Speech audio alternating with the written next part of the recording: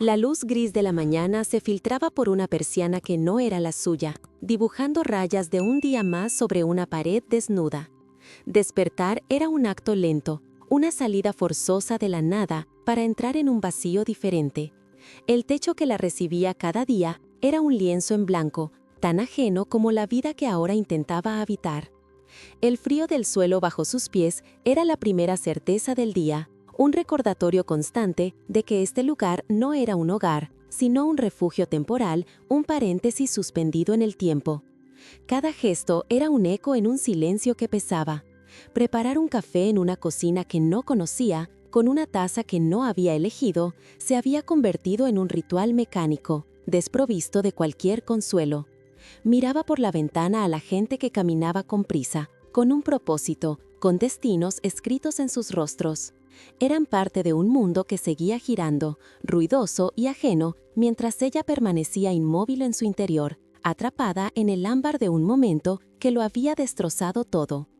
A veces un recuerdo la asaltaba sin previo aviso, el sonido de una risa que ya no existía, el calor de una mano que la había soltado, la sombra de una confianza rota que se proyectaba sobre cada pensamiento.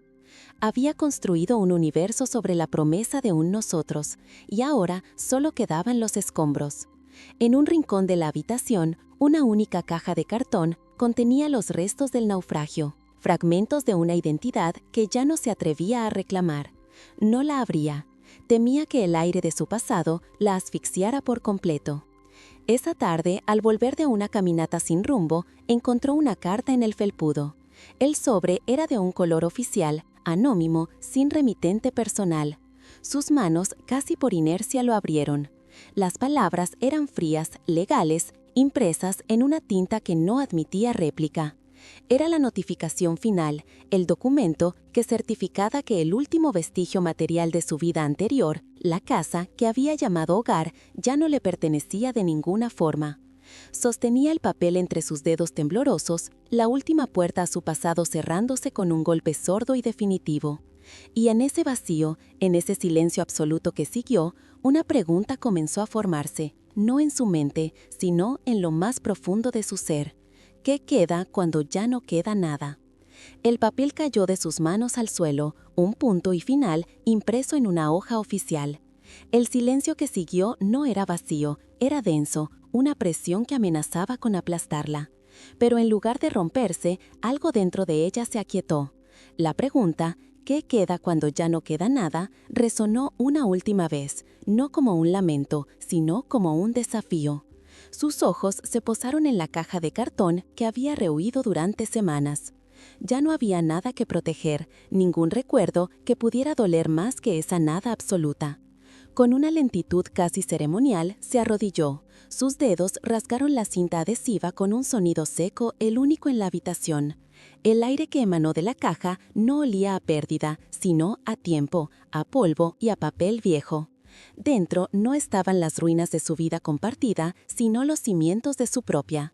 Un diario de tapas gastadas de su adolescencia, lleno de poemas torpes y sueños desmedidos. Un puñado de fotografías descoloridas de viajes que había hecho sola, donde su sonrisa no era el reflejo de nadie más.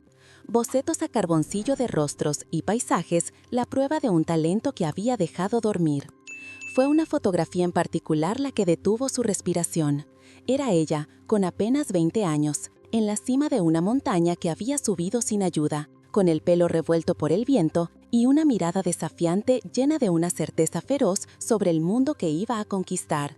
No reconoció a la mujer rota que era ahora en los ojos de aquella chica, pero la chica de la foto sí parecía reconocerla a ella. Era un recordatorio de que existió un yo antes del nosotros, un yo completo, un yo que era fuego y voluntad. Y entonces lo comprendió. Le habían quitado las paredes, el dinero, la seguridad. Le habían robado la confianza en el otro, pero nunca le habían podido arrebatar eso, la esencia, la materia prima con la que estaba hecha. La chica de la montaña seguía allí, sepultada bajo los escombros, pero viva. No se trataba de empezar de cero, se trataba de excavar hasta encontrarla. Se levantó, con la vieja fotografía en la mano, cruzó la habitación hasta la pared más vacía y, con un trozo de cinta adhesiva que encontró en un cajón, la pegó en el centro. Era un acto de desafío, la primera bandera plantada en un territorio recuperado. Era una declaración. Se sentó a la mesa, sacó el viejo diario de la caja y lo abrió por la primera página en blanco que encontró. Tomó un bolígrafo y el sonido de la punta tocando el papel fue como el primer latido de un corazón que volvía a empezar. La primera palabra que escribió en aquella página en blanco no fue un lamento, sino una orden. Mañana, y debajo otra, correr. No era un plan, era un ancla lanzada hacia el día siguiente, una forma de obligar al futuro a existir. Antes de que el sol tiñera de gris el cielo, ya estaba en la calle. El aire helado fue un golpe en los pulmones, y cada paso, una batalla contra la inercia que la había consumido. Corrió hasta que el dolor en el costado fue más fuerte que el dolor en el pecho, hasta que el sudor le nubló la vista y el único pensamiento posible fue el de seguir respirando. Al detenerse, con el corazón martillando contra sus costillas, vio salir el sol por detrás de los edificios, y por primera vez en mucho tiempo, sintió que ella también se estaba levantando con él. Aquel fue el primer ladrillo. El segundo fue un trabajo. Un puesto sin importancia en una pequeña librería de barrio, ordenando estanterías y respirando el olor a papel y a tinta. El sueldo apenas cubría el alquiler de aquel piso anónimo, pero le daba un ritmo, un motivo para salir de la cama que no fuese huir de sí misma. Observaba a la gente que entraba, cada uno buscando una historia en la que perderse, y comprendió que ella ya no quería escapar, quería escribir la suya. En sus descansos, en la trastienda, llenaba las páginas de su viejo diario, ya no con poemas, sino con observaciones, con ideas, con fragmentos de la mujer que estaba desenterrando.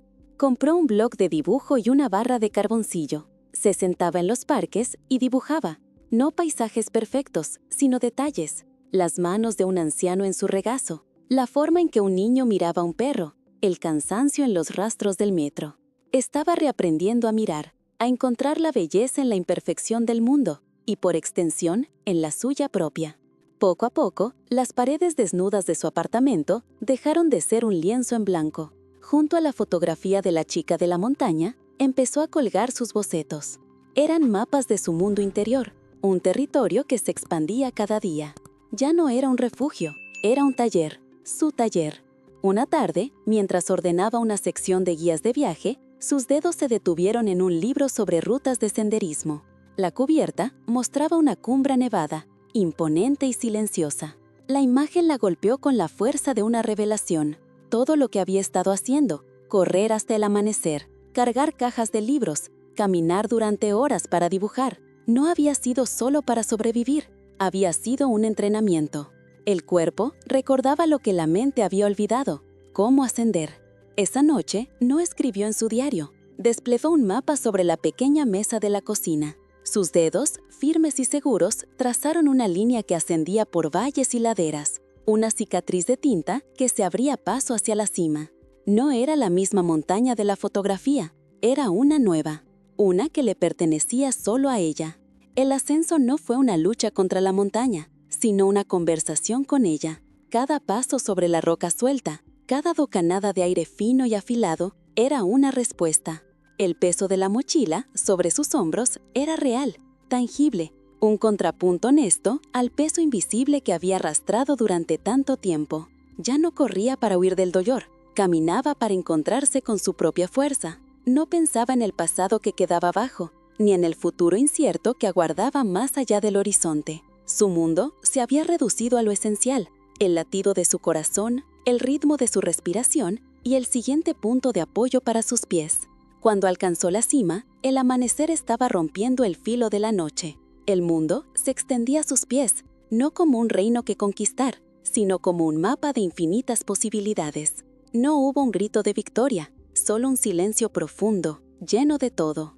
El viento helado que le azotaba el rostro se sentía como una caricia purificadora. Allí arriba, por encima de las nubes, comprendió que la meta nunca había sido la cumbre. La meta había sido cada paso del camino.